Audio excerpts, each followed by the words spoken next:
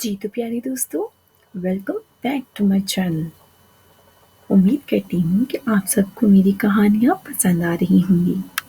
इसी तरह की दिलचस्प और मज़ेदार कहानियाँ सुनने के लिए जल्दी से जाइए और मेरे चैनल को सब्सक्राइब कर दें, लाइक और शेयर भी कर दें। और हाँ, बेल आइकन को प्रेस करना मत भूलिएगा ताकि हर आने वाली नई वीडियो से आप लोग अपडेट होते रहें।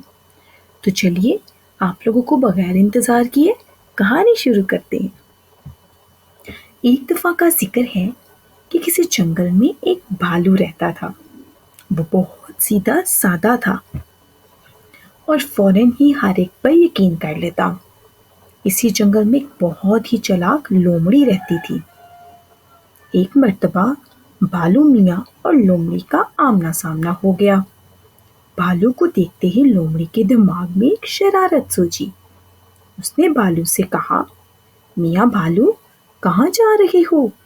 भालू ने कहा, भूख लगी थी और खाने की तलाश में जा रहा हूँ।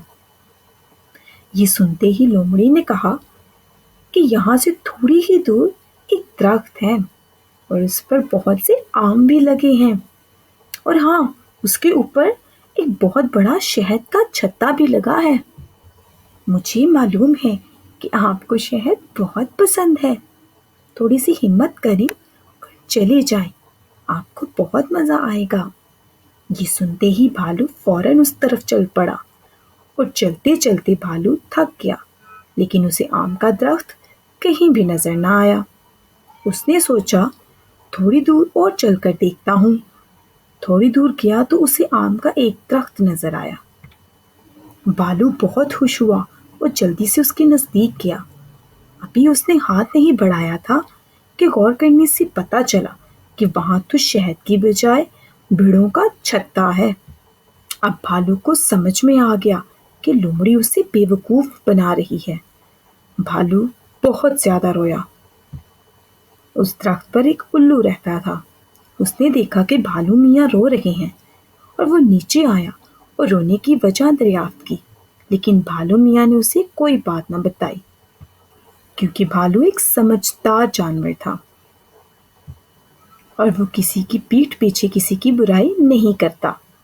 भालू ने उल्लू से कहा कि मुझे भूख लगी है, इसीलिए मैं रो रहा हूँ। उल्लू के पास थोड़ा सा खाना पड़ा था और उसने वो खाना भालू को दे दिया। भालू ने खाना खाने के बाद उल्लू का शुक्रिया अदा किया और वापस अपने घर की तरफ चल पड़ा। रास्ते में ही उसे लोमड़ी मिल गई। भालू ने उससे कोई शिकायत नहीं की। लोमड़ी ने खुद ही पूछा, भालू मियाँ, शहद का मजा आया? भालू ने कहा, वो शहद तो बहुत मजेदार था, मैंने पेट भर के खाया। लोमड़ी बहुत हैरान हुई और दोबारा पूछने लगी, क्या वाकई आपने शहद खाया? आप अभी जाकर देख लें। मैंने तो वहां जाकर सोचा कि आपको भी साथ ले चलता। दोनों बहन भाई मिलकर खाते।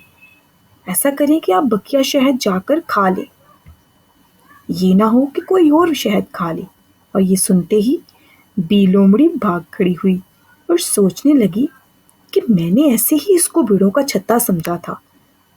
ज्यादातर शहद तो भालू खा गया होगा।